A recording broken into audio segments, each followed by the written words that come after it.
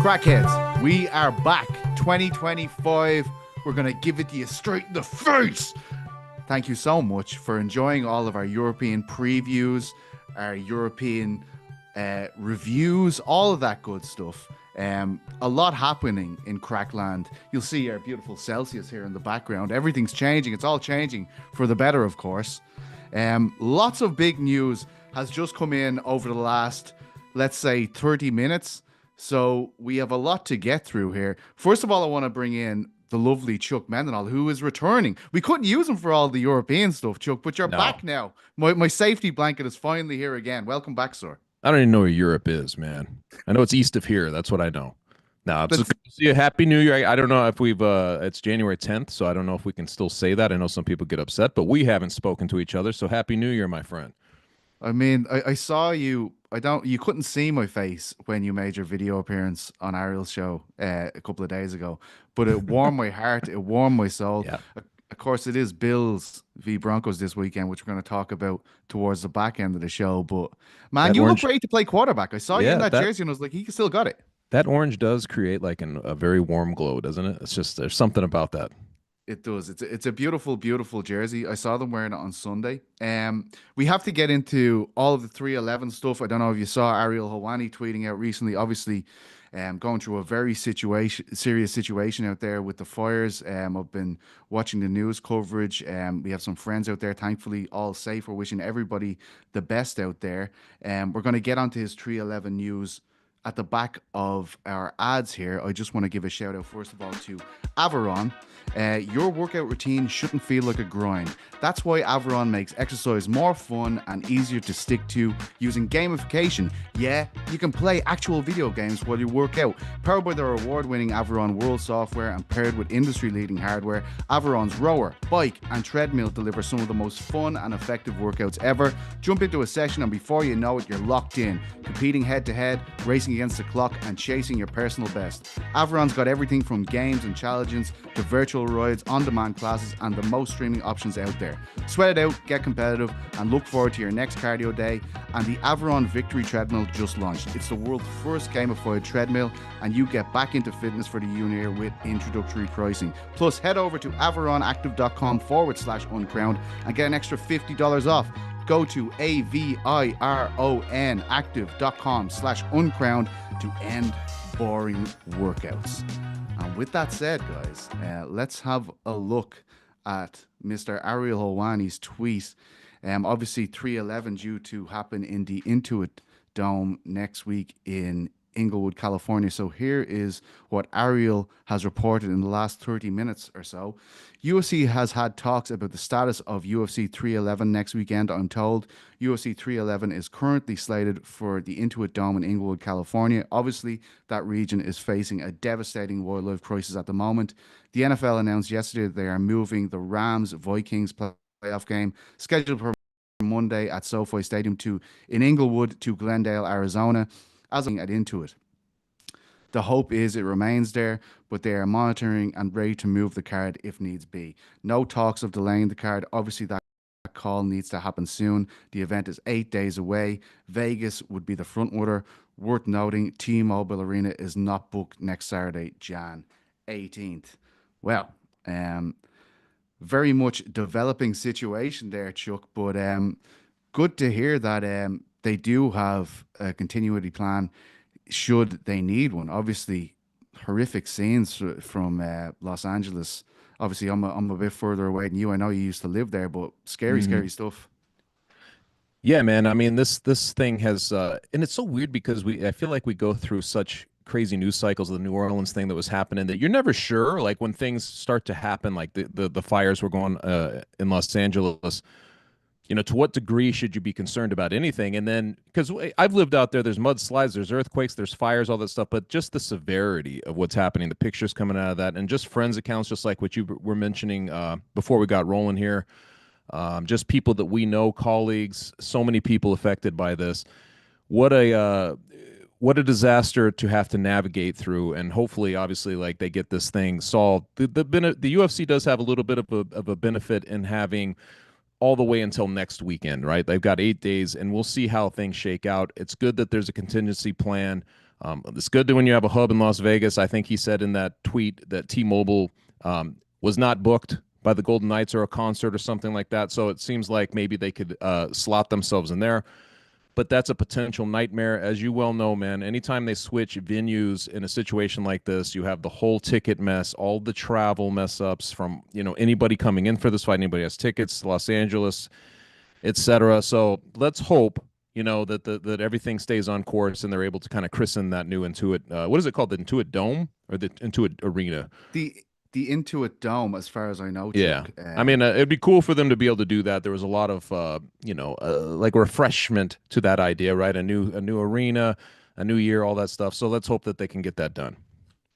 Yeah, it's a crazy, crazy one, and obviously 8 days out, things are developing very, very quickly. And obviously with the Rams and stuff moving, it felt as soon as that kind of report came out, it was like we're gonna have to hear something about this pretty soon. And Ariel has just garnished me with a text from Commissioner Andy Foster, obviously of the California State Athletic Commission.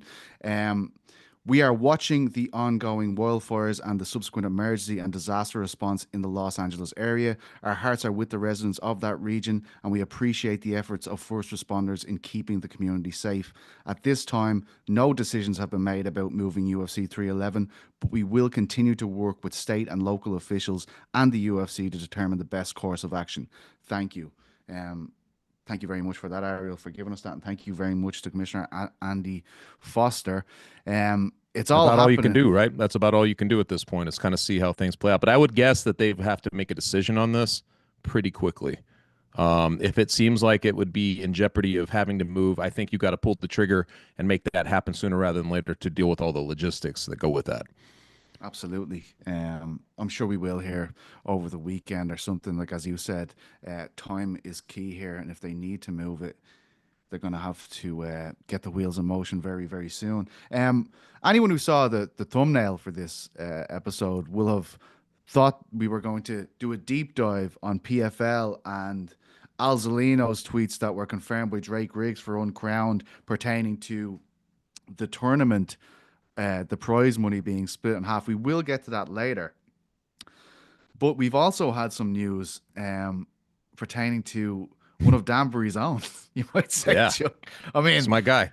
we're moving all over the place here. I think it was a couple of hours ago, I saw my old friends at MMA on Point put out a tweet saying, per Brazilian reporter Lierte Viena, a heavyweight bout between Alex Pereira and Alexander Volkov is being discussed for UFC 313. Since then, Mr. Kevin Ioli has put out a tweet, and I will read that to you now. Very short, direct tweet from Mr. Ioli. No truth to the rumor of Pereira versus Volkov. Zero. Move on. Well, guess what, guys?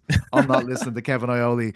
I want to break this down a bit further. I always Chuck, liked your stubbornness. I like yeah, this. Go I'm ahead. not Yeah, doing you're it. not going to I'm do not it. moving on, Nobody's going to Ioli. tell you to move on. Go ahead, PT. I'm sorry. What I wanted to ask you is a lot of talk from Joe Rogan primarily over the last few days, and the lads went into this in great detail, and the boys in the back yesterday, and they raised some great points, which I will get your take on later, Chuck. But all this talk of heavyweight, Aspinall obviously waiting in the wings. Uh, Joe Rogan, 2 weeks ago, he recorded an episode that only went out this week where he mentioned that Jones was looking for 30 million. He does a subsequent episode with Theo Vaughn a couple of days, or in the last 24 hours, I believe it was put out. And he said that Dana White rang him and told him that that wasn't true at all. And in fact, Jon Jones is thinking about retiring. Now we have Pereira v Volkov, which is not happening, and we should move on. The reports of this. What's your take on all of this, Mr.? These are so many different things. Joe Rogan could be like, the 30 million is just total BS. But by the way, I saw a UFO last night. He could just say something like that in the same sentence at this point. The truth is, man, you try not to get too involved. And the Jon Jones, we talked about this. We said now you enter into the complexity of how this all plays out. We know what the most obvious thing is, which is just you have an interim champion, you have an actual champion. It's time to unify the belts. We knew that it wasn't going to be that easy, and we know that R word is going to continue to creep up because Jon Jones, I think, likes the idea of negotiating in the public a little bit and planting certain seeds that he's happy to walk away, perfectly content to walk away from the game if he needs to. It's a leveraging it's a piece of leverage for him to be able to do this. Where I disagree with Rogan a little bit is just that, let him take all the time he wants. That's always the thing that you're like, well, how much time is all the time he wants? Because he could just take until Tom Aspinall's not in the picture anymore, right? Like he could just wait until Tom loses to Cyril Gahn or something like that. It's gonna be one of those situations, man, where I think weekly we may have a different idea of what's going on. I seriously doubt that there's any kind of resolution. You asked me at one point, like, at what point would you be startled in 2025 if we haven't gotten? And you said something like March or I feel like that would be the early end. Is like March or April that we know anything more about what's happening with this. You know what I mean? So we'll see. Hopefully I'm wrong, but and what you combine two different things there. What's the other thing we're reporting on? Oh, the of all the people to win the Pereira sweepstakes. Can you imagine if it was Volkov? Yeah, I mean, I that's mean, that's as left field as it gets, isn't it? Of all the different people you could plug into that scenario, that seems ridiculous to me. I do think it's interesting though. It does say something to me about this situation in that, right, as you said, like March would be early if we got any good news about Jones Aspinall. No one is expecting this fight to happen in the first half of this year. In fact, most of us, when we were hypothesizing towards the end of last year, said it will be this time next year, as in one of those end of year shows, perhaps an MSG, something like that. Um, the interesting element to it for me is, and even like again, Kevin Ioli has told us it's not true, but I had a feeling that Pereira would become a player in this Aspinall and Jones thing. It's because Pereira and Aspinall were kind of talked about in terms of with the fan base before, like could Aspinall fight him at heavyweight? Everybody's waiting for Pereira to go to heavyweight, and also Jones, like his kind of his narrative throughout the fight week before the Stipe fight was like Pereira is a bigger fight than Tom Aspinall. He's the guy that I want. I think it's very interesting that suddenly you have this poster boy, the face of the promotion, a guy who's dominating his weight class and everybody really enjoying watching this guy fight in a light heavyweight. Suddenly it's like, if this is true, which Ali again says it isn't, if he was to be entered into a heavyweight fight, I would say that he will be the runner-up prize to Aspinall if he can't get Jones. Like if this is dragging out Right. and it's constantly like, oh, is he retiring? Does he want 30 million?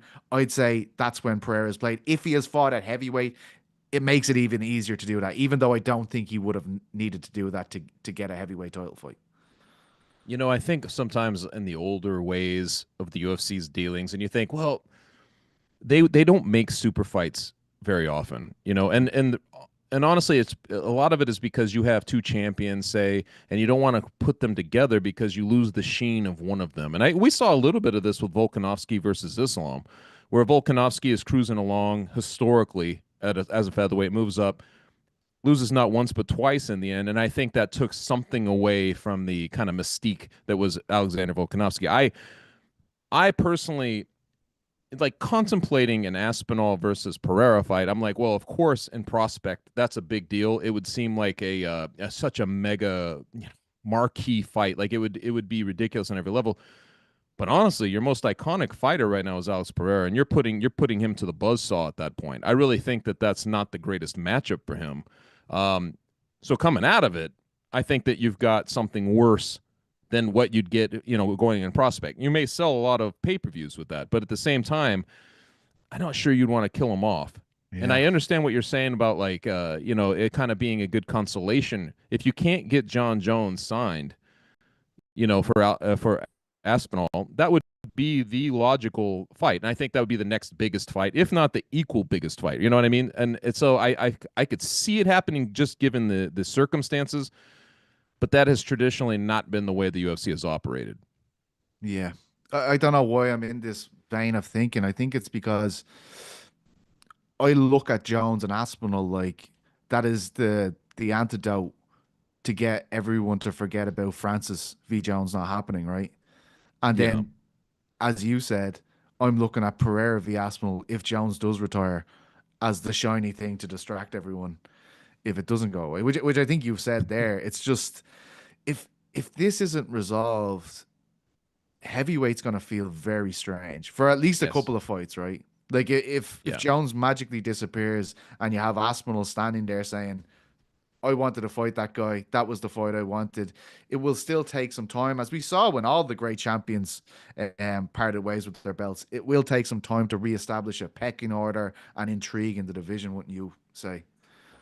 I mean, it's already so confusing. Just given all of 2024, the way it played out, the way that Aspinall rose up, um, just the structure that's been in place, and then it's not, because you're talking about it like even the Jon Jones, that protected fight that lasted for a year. We still, the speculation was he could retire this whole time. We certainly thought the Miocic would or could. And so, like, you still enter into the same kind of terrain. I just don't know how long you can let that kind of go on. It reminds me, in some like almost esoteric way or something, of the 2017 GSP, going up to middleweight, wins that title against Michael Bisping, but he vacates like something like 35 days later. He vacates it because I'm sure he felt the pressure. He didn't want to hold up the division.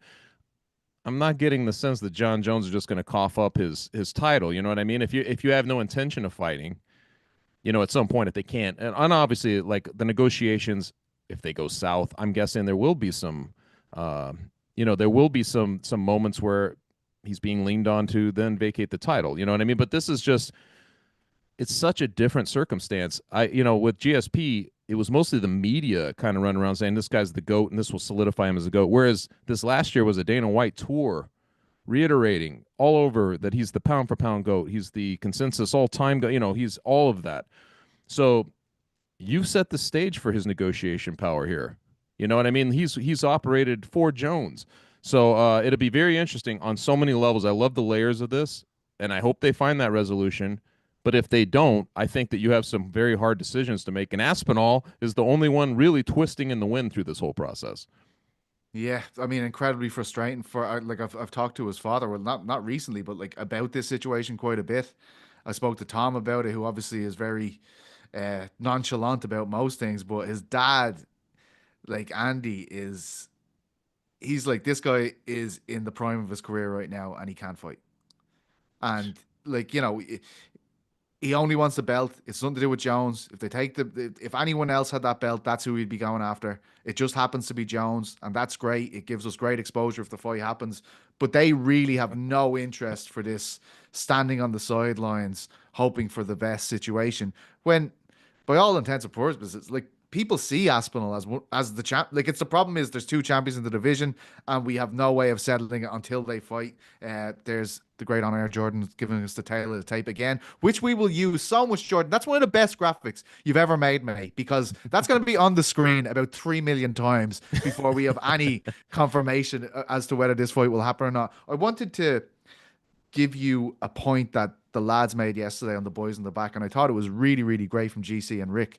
Um, you know, all of these things, right? Let's say, I know Rogan has walked back his 30 million comment, right? But let's be honest, like that was the kind of figure we were talking about, Chuck. Like we were saying it's going to be 20, 30 million. The way Jones was talking on that fight week, like this is going to be break the bank money, all that stuff. That was the figure we had in mind.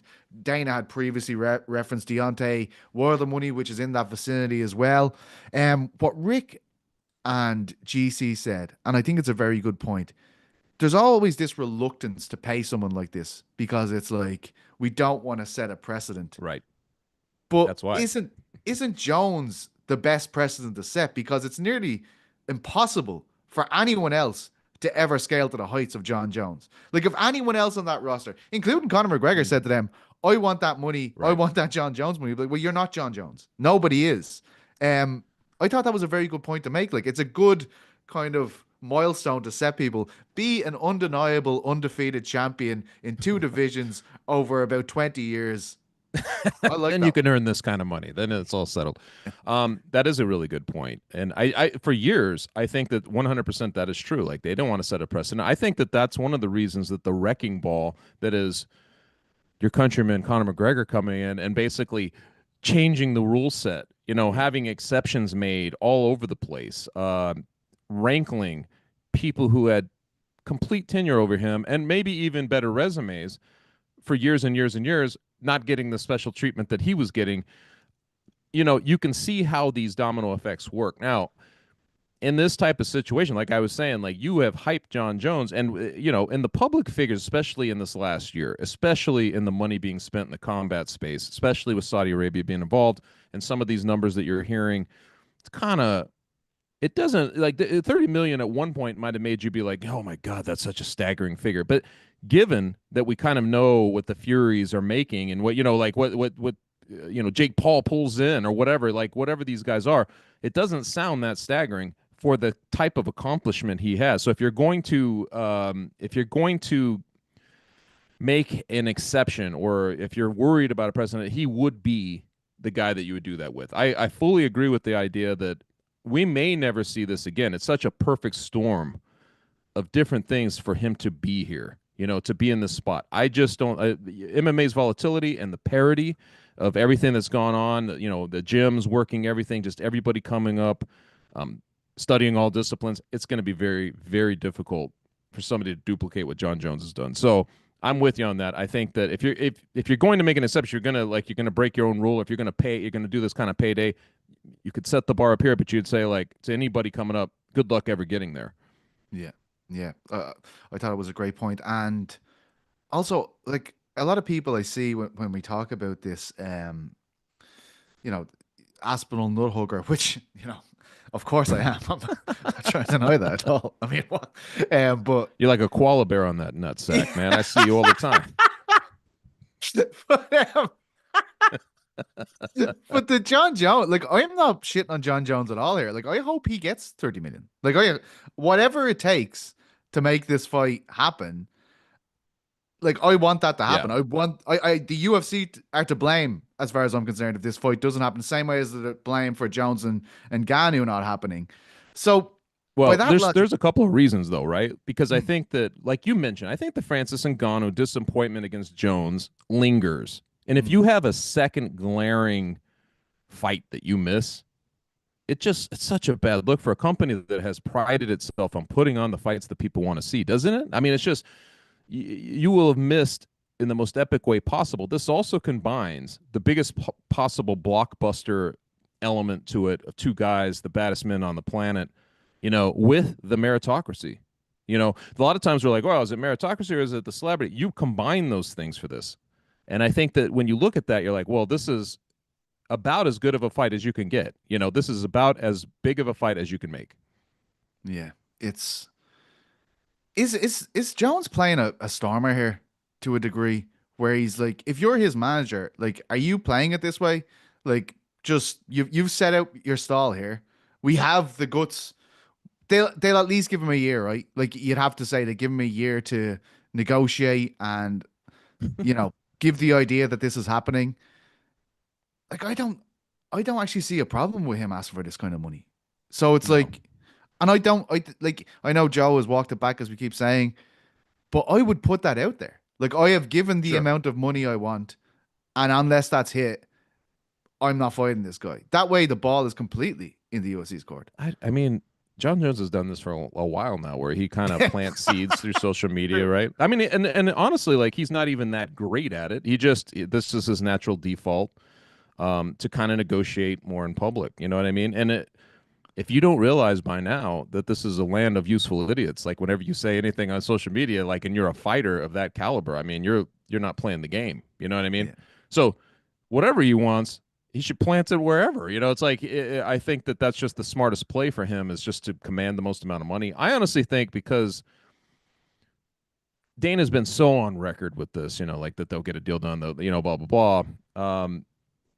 Pressure's really on the UFC. It's like one of those weird situations where it's like up to the UFC, really. And I don't think. I mean, we know how it works. People kind of go against the fighter, and they could say this any way they want, but I think that this situation's a little unique, and we've seen it enough where you're like, okay, if they don't pay Jon Jones, I think this falls more to the UFC. If it would be one of those things you'd look at me like, that's the UFC's fault. It wouldn't be Jon Jones. You know what I'd do if I was Aspinall? If this kept on going, and there's just this stalemate essentially where we're like latching on to Joe Rogan's voice pops with a bare hands going, I'd start calling out Pereira if I was him. Look, this guy doesn't want to fight Alex Pereira. Like, just the same way Jones changed the Man. goalposts, he should shift them. He'd be like, listen, this guy wants to fight me. I've talked to his people. They're happy to fight. Let's do this one. This guy doesn't want to fight me. He's finished. Yeah, and you the reason it works is because then you're using John's own Tactic. ideology against him because basically he was saying, well, you know who's more deserving is Alex Pereira. He's got a legacy. He's all this stuff, two-time, two-division champ. Well, if Aspinall goes right through Pereira, there's no more argument, is there? Whose legacy stands where? It's just at that point it would make a lot of sense. I pointed out earlier, if they did that fight, it seems spectacular. And if Alex Pereira is able to go in there and actually make it a fight, or God, imagine if he won, it would just be ridiculous than what you'd get on the other end of that. Jesus. But I mean, these are fun things to think about. They really are. But there's also the reality of Aspinall being the size he is and as good as he is, just making it light work of Alex Pereira because he's just not big enough. You know what I Can you mean? Like, imagine Pereira becomes the first three division I mean, that would UFC be champion? ridiculous I at mean, that point. I mean, just shut it down. Shut it down. Yeah, He's shut it down, completed man. Rename Oh, Danbury. yeah, Peloton. yeah, yeah. Peloton, Connecticut. Right. So I think we should actually get on to. No, before we go, do you think he fights a heavyweight before the end of the year? Your boy, your Oh Danbury, man. your fellow Danbury local. See, this is why I really want to. I really wanted to get together with. He keeps traveling. I'm trying to get together with him to to get some better instincts on what's Just happening, man. But just stand on the side of the road needing your tire changed in Danbury. I'm sure he'll show up. exactly. Yeah. Um, I would say yes if I had to guess, man. I pointed this out, and maybe I'm just doing it as a counter jinx measure, but I'm like, we do our end of year, beginning of year things, and I'm like, I said Tom Aspinall will lose. You kind of come up with these things, and that strikes me as exactly how this probably goes. All these scenarios we're talking about will come down to like Aspinall finally takes a fight for whatever reason. It's Cyril gone. He comes in and somehow clips him, and boom, now we're talking about Cyril gone. And I mean, all these scenarios that are so like fiery and everything are just kind of in the rearview mirror. I hope not, but that's Way kind to of my impress dooms. everyone. Yeah. Yeah, cheers, Sorry, man. Chuck. Nice one for that, man. Sorry. I'll just yeah. Before we move on to our PFL chat, here's another message from our partners at NordVPN. We're happy to partner with NordVPN. Why use NordVPN? It's the fastest VPN in the world, no buffering or lagging while streaming, and stops your ISP from throttling your bandwidth. NordVPN protects your private information like bank details, passwords, and online identity, including while you're traveling and using public Wi-Fi. Plus, one NordVPN account can be used on up to 10 devices. It's premium cybersecurity for the price of a cup of coffee per month. To get the best discount off your NordVPN plan, go to nordvpn.com/unground. Our link will also give you 4 extra months on the 2-year plan. There's no risk with Nord's 30-day money-back guarantee. NordVPN.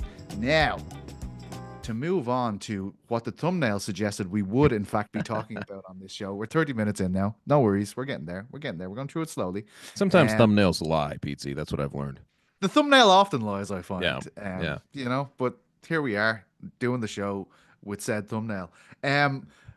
So basically, we've talked about the situation with the PFL for a number of weeks because it was, of course, the Bellator fighters coming out first of all and saying that they weren't getting enough fights. They weren't kind of PFL weren't holding up their end of the deals in terms of giving them the amount of fights they wanted. And then we have this tweet from Alzolino pretty much just like a few days ago saying that they're splitting their tournament prize money in half. Subsequently, Drake Riggs of Uncrowned, the great Drake Riggs, went on to confirm that. I'm going to read you some of this article now. PFL is making some changes in 2025, writes Drake Riggs. The promotion has historically been known for its season tournament format, which rewards each division championship winner with a $1 million prize. Uncrowned confirmed with sources Wednesday that the payout for season winners is dropping in half to $500,000, beginning with the upcoming 2025 season in April.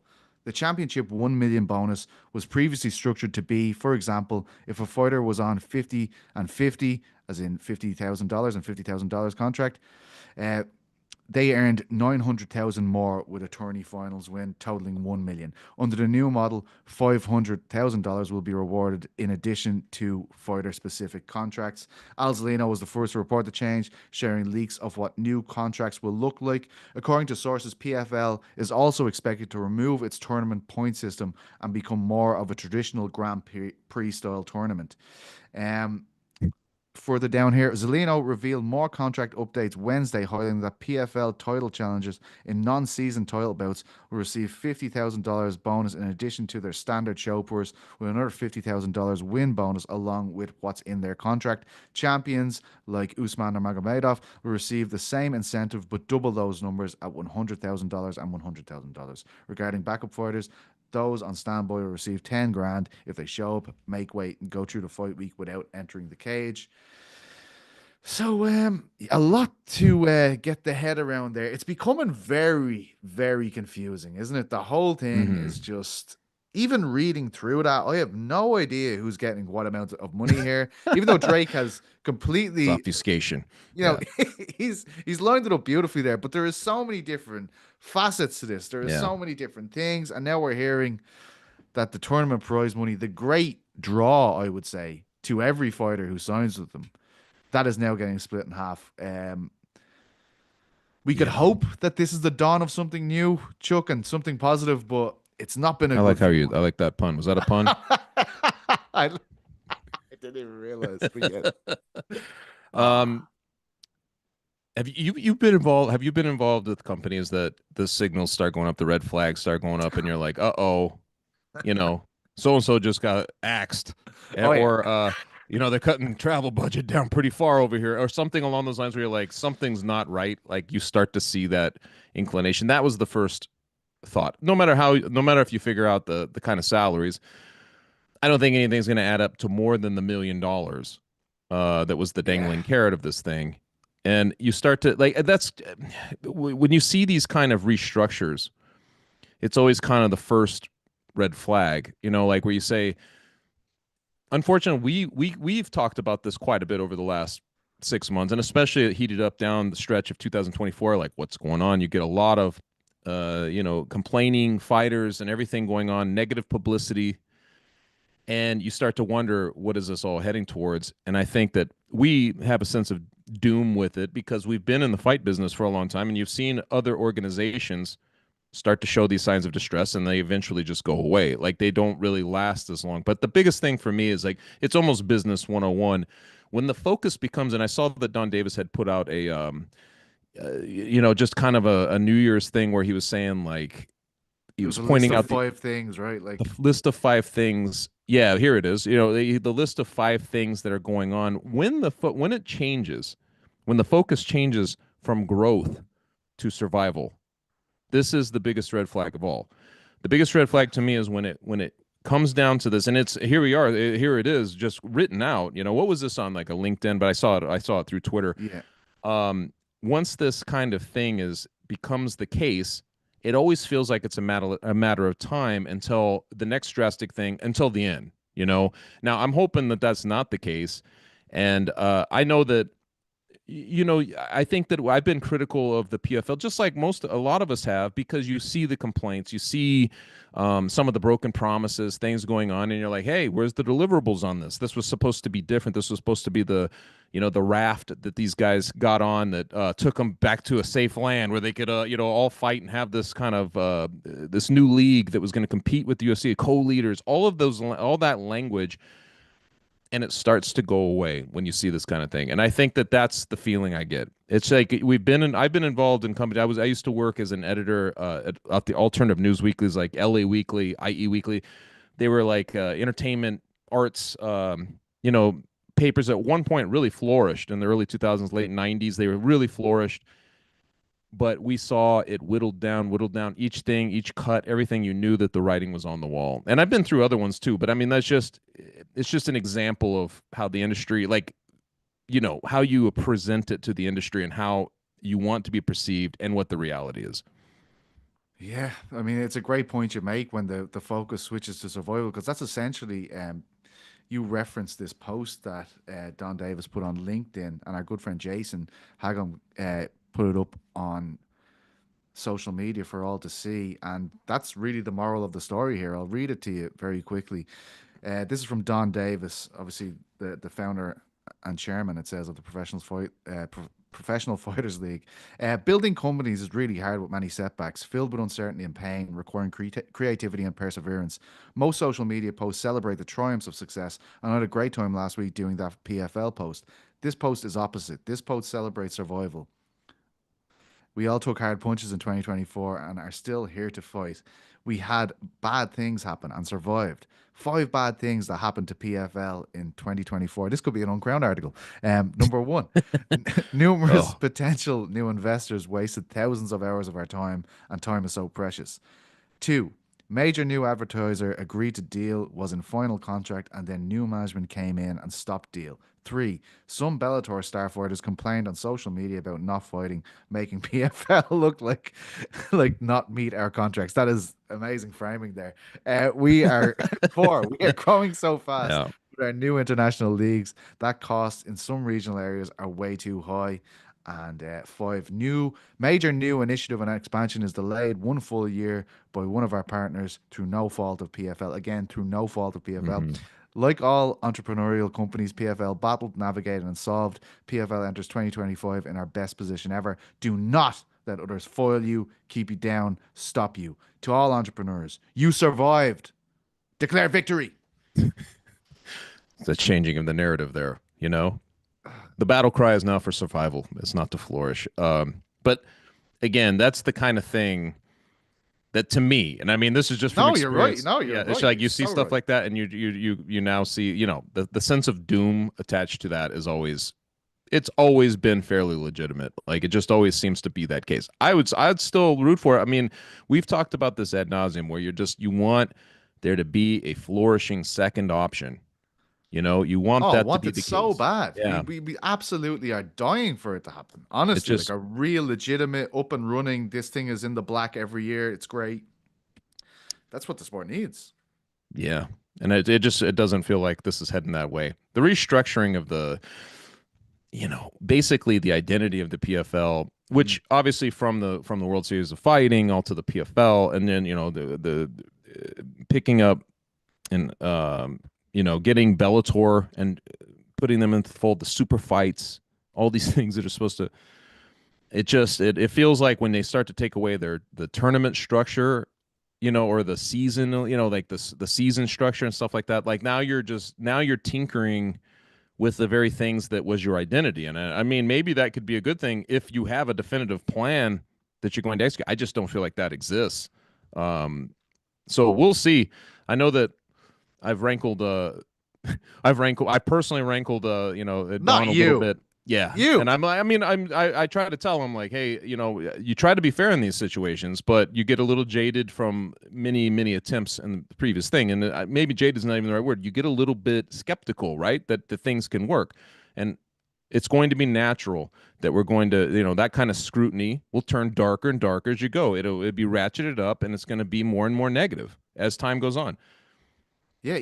Look, I have to ask, what was it that won the ire of the great one, Oh, it was the I co-leader? mean, essentially just one of our end of the year list where it was one of the ones we voted on as a team, and I was writing about, I forget which one. It was like along the lines of the biggest surprises or something along those lines. And I just kind of laid out like some of the promises weren't kept, essentially, um, in a tone that was maybe a little bit negative, Well, I mean, that's what tends to happen when people don't keep promises, Yeah. right? So Um, I mean, it wasn't that bad, honestly. It was me being quoted back to myself, essentially. it's you're like reading it, going, "Geez, this whoever wrote this is fantastic." Yes. um, but like I have commended PFL for so many things they do well, Yeah. including a lot of stuff that US fans can't see. In Europe, they're doing really really impressive things. In Paris, as I said, look, I gave that crowd of the year, walkout of the year, all this kind of stuff. The stuff I Sure. saw there was Yeah, we had a absolutely ton of that. We had a ton of yeah, that. Paris is like a hotbed because of them, things like yeah, that. Yeah. like there is a lot of positive things there, but you have to put equal weight to the criticism. Like we aren't just here to be like, oh, this is great. I could talk for hours about Cedric Doumbé. I could talk for hours about Dakota Dicheva. But the problem now is the reason you got the likes of Dakota Dicheva to sign the dotted line, the reason you got Paul Hughes to sign the dotted line was Hmm. to earn $1 million in this Sure. tournament. And you've already got to a stage where Dakota Dicheva is saying, I have no interest in competing in this tournament. I Right. don't want to compete. So how in the hell are you going to turn that into somehow now fighting for half the money? Paul Hughes is fighting Usman Nurmagomedov in 2 weeks' time in Hmm. Dubai in these pay-per-view events. I believe the hope was that he would go on to fight in this tournament. If you're Paul Hughes and Yeah. Why would you? Yeah. they've slashed it in half, you're like, well, you've completely shifted the goalposts. The deal I signed was I would be fighting for $1 million. I am Right. no longer doing that. Well, Um, again, this kind of restructure usually this is where the dissension. We haven't even seen the true, repercussion of any of this yet. We haven't really heard from a lot of the fighters and and how that's going to be affected. But again, this is like one of those things where like it seems to be it starts to remove, I guess, the incentive in that sort of way. You know what I mean?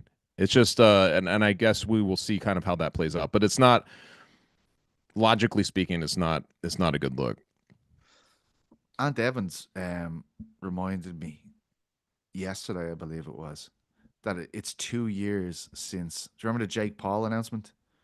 Jake Yes. Paul, I'm going to fight in Yeah, we're still MMA. waiting for him to like he'll make his debut late 2023, I've heard, so that's good. Yeah, but I mean, I guess the point Ant was making was like they had so much momentum then. Do you remember how like Yeah. we were Oh buzzing yeah. about it? We were like, this is really impressive. This is going great. I believe 4 months later, it was May, I think, 2023, and Ngannou signs, Yep. and it's like this is like wow, these guys are doing amazing things. Right now, you've got a situation where Francis Ngannou has fought once. Are we having Francis Ngannou's purse now? I mean, Right. that Or was the big what about headline. the $2 million purse to his opponent that they negotiated? That we have no idea who could possibly be his opponent Right. for the next fight. We're talking about will Wilder fight in MMA? Like that's where our I know. heads are going, you know? Yeah. Ooh. I Well, think that's like you would think, right? Like that is one of the most expensive situations for them, right? When Ngannou fights. Based on everything they said, like yeah. based on the money he's getting, all this kind of stuff. Would you be surprised if we do see him fight in MMA this year under the PFL banner, based on all these kind of cost-cutting measures that seem to be or are Jeez. reportedly in place? Ugh. Yes.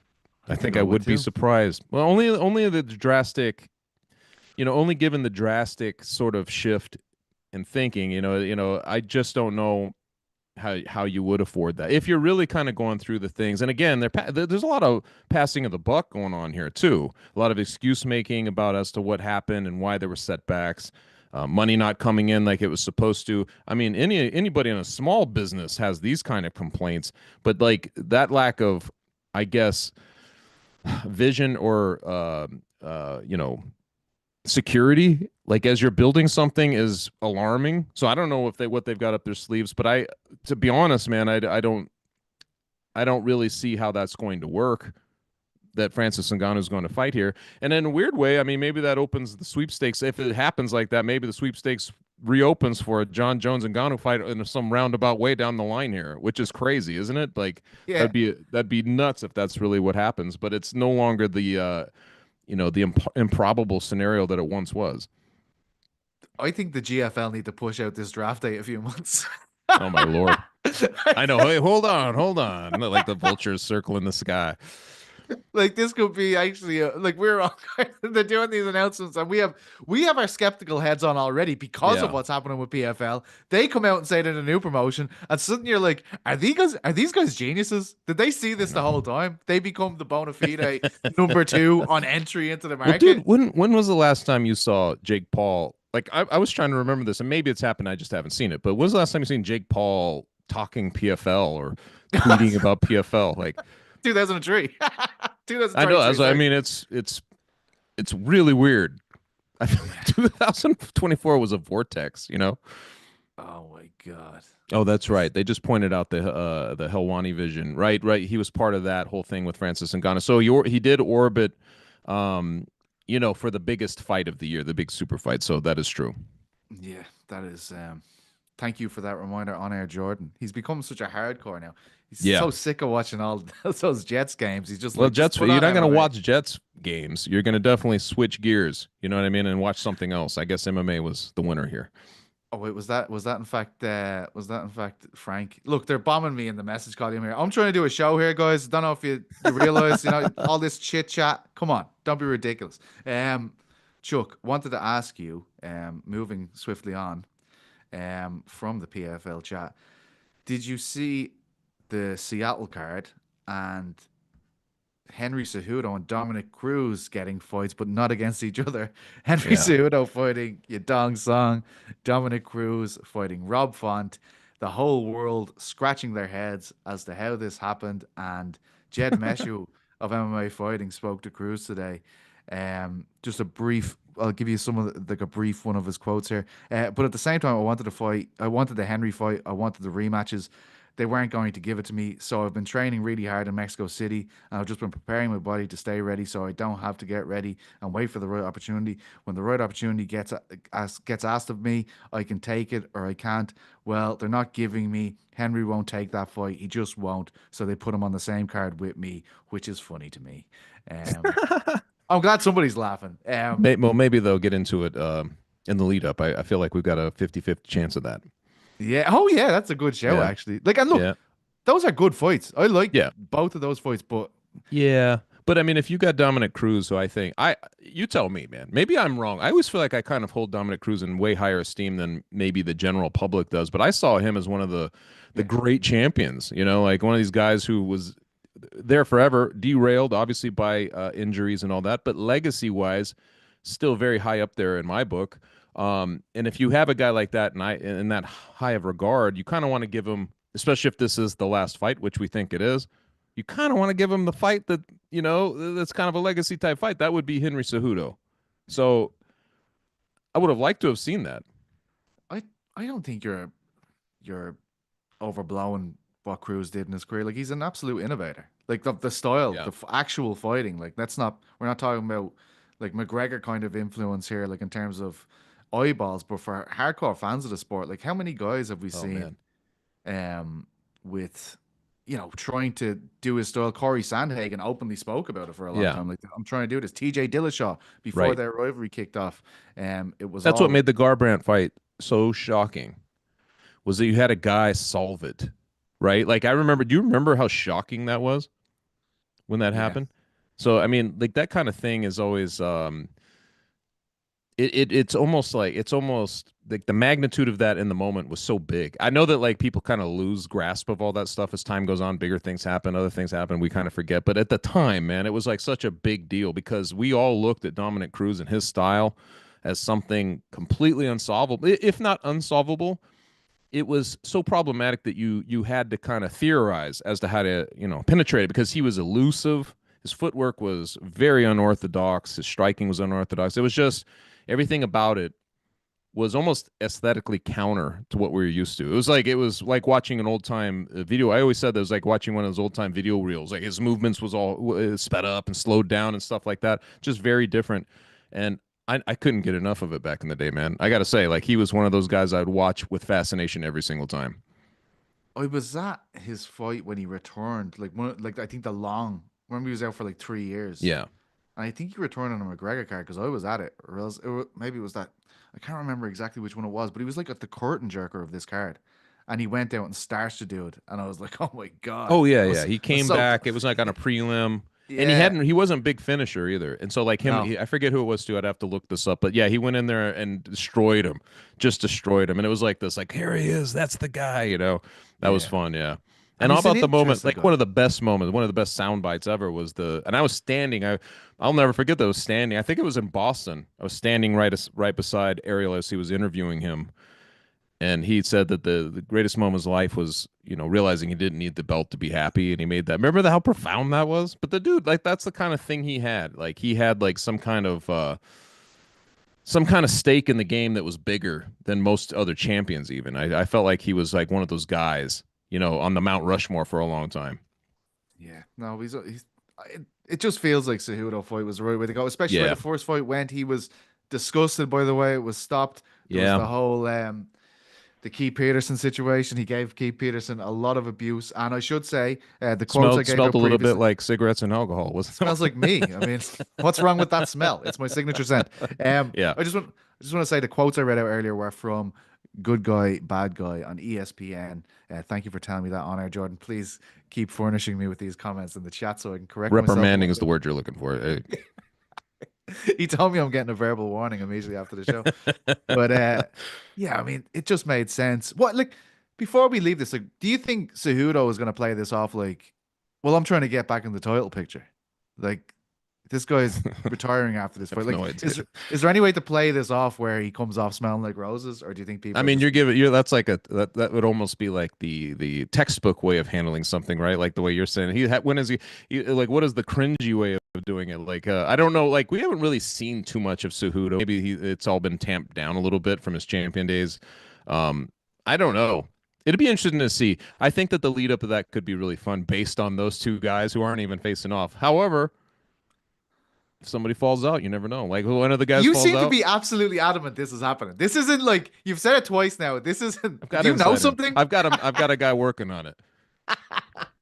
Oh my God. Well, isn't it delightful, Chuck, that we actually have the UFC back this week? I mean, it's a Mendenhall classic. It feels like a card that Chuck Mendenhall would love to be there drinking Howler Head in the Apex Yeah, 4, and God. that is where this is taking place. Mackenzie Dern via Amanda Hebas.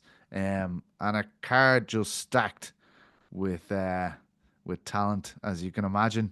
I see you squinting just to even recognize one name on that card. It's not that bad. I was looking for one fight in particular. I mean, I have to say, like there definitely is times where you're like, I do miss the fights, despite this being my life. And us Yeah. giving shit to these Apex cards. Some Saturday nights over that Christmas was like, I'd love to see some lads beating the shit out of each other tonight. I just wasn't there. In fairness, like a week away from this, right? It's like I think one of the better cards of the year. I know we're in January. No, but like it is such a good card. The one in Los Angeles, UFC 113 or 113, 311, that you basically can look past it a little bit. And not that you should, but anytime that they have like a headliner where it's like, this is the rematch when the first fight was 30-27 across the board and not too many people talked about it in retrospect, like I don't really think anybody was pining for it. It feels like a filler a little bit, Wow, I mean, this is a bit harsh. I mean, if Don Davis was in your DMs for this, I mean, Dana White, you better wait, mate. There's always somebody complaining at me. You know what I mean? I'm always saying the wrong thing, Petesy. He is coming to get you over this one. Yeah. Yeah, it's the main event. I'm not too. These aren't your friends, Petesy. That's No. what Lester Bang said in that movie. Remember, he was talking to that kid. I need to remember that. It's just me and Dana's relationship. These aren't your so friends. Close. We've been so close for so long. I like Chris Curtis v. Roman Kopylov. Roman Kopylov being one of the guys that has broken my heart so many times. And Chuck, you've heard me say this. There's been a lot of guys like that. Usually they're Irish, though, in fairness. This is a Russian. I take a Russian under my wing. Yeah. And the Fluffy Hernandez fight, I pick against Fluffy. He fucking chokes out Roman Kopylov in the second round. He's got Chris Curtis this time. He's coming off a split decision win against Cesar Almeida, handing him his first defeat, I will say. So maybe it is. But I really like that fight. Yeah, there might be some good ones on there. I'm saying filler just based on like the main attraction. You said what you said, Chuck. I said what I said. I'm not going to run it back now, but like at the same time, there are some, Ponzinibbio, right? Like he's in the co-main. I mean, there's some decent names on here. It should be fun. Yeah. With that said, but I need to ask you. I mentioned that you made an appearance on the Helwani show on Wednesday, and you were wearing that beautiful Nix jersey. And of course, it is Sunday, I believe. Is it Sunday? It is Sunday, yes, at Broncos, 1 p.m. Eastern time. Ariel v. Chuck. And look, Chuck, I want to say, like, they were abusing your jersey. They were saying, he shouldn't be wearing a guy younger than him's jersey. And I was like, hang on a second, lads. Chuck is not here to defend himself. But now you are here, Chuck. Yes. Now you are here, Chuck. So please, tell me how you felt when, you go out of your way to do something for the show. Out of your way. You're on holidays. You're on vacation. Yeah, I was trying to have fun. I was trying to have fun and I had to do this thing, right? Tell me how you feel. Well, I felt like I was kind of looking forward to that segment because I thought I was going to catch like Ariel going back. But instead, it became this study of the jersey, which, by the way, like I did it was my son's jersey. Okay, Well, I don't have a Bo Nix jersey. The jerseys I have are John Elway. Those are like that. I do it the correct way, on the premise that everybody was laying down. Um, I was wearing my son's. He had it with him, and I'm like, here, let me put that on. I'm going to do this little clip for Ariel, only to get attacked like that because that one well. hurt, man. Yeah. And can I just say, it was only Ariel because myself and GC stood up for you immediately, and we were like, it's Yeah. completely fine for him to wear whatever jersey Yeah. he wants, I Ariel. All think it right? is. I think it Yeah, is. I don't have that premise, you know what I mean? Like Bo Nix is the savior of this franchise. I don't know if you've paid I know you have paid attention. Actually, I I shouldn't say definitely it have. that way. You've paid immense attention to this. But the Broncos they've fallen into one of those franchises that's basically resides between ineptitude and like laughing stock over the last like 8 years. Since Peyton Manning went away, they've had a rotation of quarterbacks, guys who are journeymen, draft picks that were just jokes of the league. Russell Wilson, these guys, I'm like, it only could happen like this, where you get a guy who everybody's kind of sleeping on, Bo Nix, and now he's got them resurrected. The culture is changing in real time. They got a young defense. It's fun times, man. I mean, I know that some people will say, like, some Bronco fans are like, hey, this is good enough. They projected us at 5.5 wins. Here we are with 10 wins. We're in that's good enough. That's the Super Bowl. We made it to the playoffs. And that is true. And I will, man, trust me, in a month from now, if we get blown out in Buffalo, and yes, I said we, because I'm part of this franchise too. yes, Like, you are. if we get blown out in Buffalo, I will say that too. I'll be like, hey, what do you want from us? We made the playoffs. But right now, man, I'm not thinking that way. You know what I mean? It's like This is the fun one.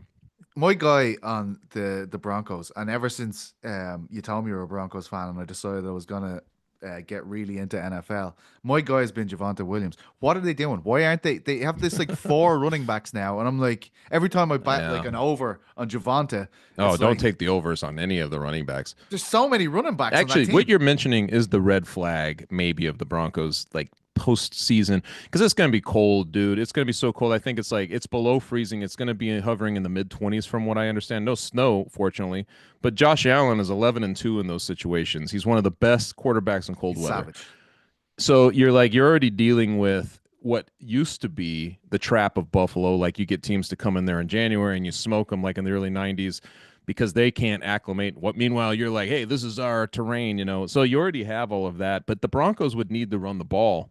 And that has been kind of a scary thing. And I think it's basically because Sean Payton, it's almost like Leonard Garcia in the fight game, right? You just throw away the game plan, start swinging right. Like, I think he does a little bit of it. It's a little more controlled chaos than that. Like, he wants the passing game. He likes that surgical passing game. He's got a guy who can execute it. He can do a lot of the timing routes very well. He's got good touch on the football. He can hit you long, but he does, he can do. They always he's a um, he's going to throw these screens, or he's going to, do those little passes. Yes, he'll do that too, but he does all that, and I think Peyton loves that.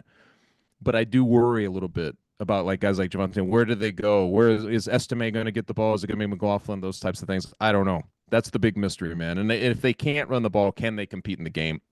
We have to wait and see. I want to be completely honest with you, Chuck. I put $100 on Buffalo Bills to win the Super Bowl this year. I just want to let you know that Right. that happened. Who'd you have last year? Ravens.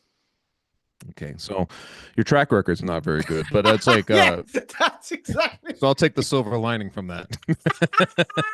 Although, hey, um, and I didn't want to make that video I sent in to Ariel a big long thing. I tried to make it short and sweet. But the one thing that I will say is I've told him, and I mean this genuinely, he needs to experience it at some point. This is why I'm like, get rid of the cocky attitude, man. Like, just be hungry for it. Like, when you're Pittsburgh, that's a slam dunk if we got them and all this stuff. I'm like, dude, every game you gotta be as hungry for that thing as a fan base and as a franchise. It's got to be every single game. You can't look past anybody. That's the Maybe that's danger their for this one. shortcoming. Maybe that's the Bills' shortcoming. Where they're It like, is, man. They get cocky. Ravens They next. get a little good. They're like, MVP Josh, all this Yeah. stuff, and then next thing you know, he's scraping himself off the ground after Nick Benito strip sacked him and sealed the game. You know what It's I like mean? Jordan at the start of the year. Oh, we're gonna win the Super Bowl. Aaron Rodgers. He's the best. You know what I mean? I love his mind as well as his arm. He was saying all this Oh, what stuff. that franchise. That franchise. We better get back to MMA here because the people. That's why I tied in the Leonard Garcia thing. I was trying to keep it on track. Very All right, go nice. ahead. I like that you did Yeah, that. thanks. Well, that's it actually. Jeez, we've had so much fun there. Will you and Ariel still be able to be friends after this? I feel like it's gonna get the I vitriol don't will know. come out on Sunday. You're gonna be in each other's You DMs. know, man, truthfully, like if the Buffalo Bill goes on, they win it all. That'd be great. That's what I was trying to say, and I would feel very happy for him because he's a Knicks fan too. He's like, Broncos have won it 3 times. It's not even. I think that the fan base is just kind of like at this point, like, it'd be fun if we got there again. No, they're not like that at all. They want it really bad. But I do want him. If it's the Bills who beat the Broncos, I think that would be my team that I'd be rooting for. It's either them or the Lions, right? Like you want one of these suffering Yeah, I like franchises the to break Lions. through. But Yeah. I don't know if it goes the other way though. He may not want to talk to me anymore. So we'll see. Well, we'll have to I'll be unpack it friends. all. I'll be Yeah. friends. Like if they beat Denver because we're a young team and all that stuff. But he may not want to talk to me anymore. Yeah, I'm not looking forward to Monday's show, Ariel's show on Monday if they do lose. Like It's going to he be more is insufferable if they win. Trust me. No, well I'll be happy. I have that money now. Whatever happens, I'm with that team for the rest of the playoffs. I promise you that much. Lads, thank you for joining us on the crack today. We had some things we decided we'd talk about. They went right out the window because of the breaking news. Thank you to ArielHelwani for furnishing me with all that beautiful information. Thank you to Andy Foster for furnishing ArielHelwani, who then furnished me with some information. Thank you to Kevin Ioli for telling us to move on from that Pereira stuff. We only spent 28 minutes talking about it. Nothing much. We're moving on now. We are moving on now. PFL stuff, apologies. To Don, don't be in Chuck's DMs over this. I go with him the whole way. Shit. He didn't even want to say anything. Don, you can contact me if you want. I told you, criticize me all you want. And Come look, at me. go and enjoy Dern v. Hebas. Yes, the first one was Howlerhead. It was emphatic. Get your howler head Four on. fingers of Howlerhead. Little ice. Have a great weekend. Enjoy the playoffs. We'll see you on Monday. Mwah.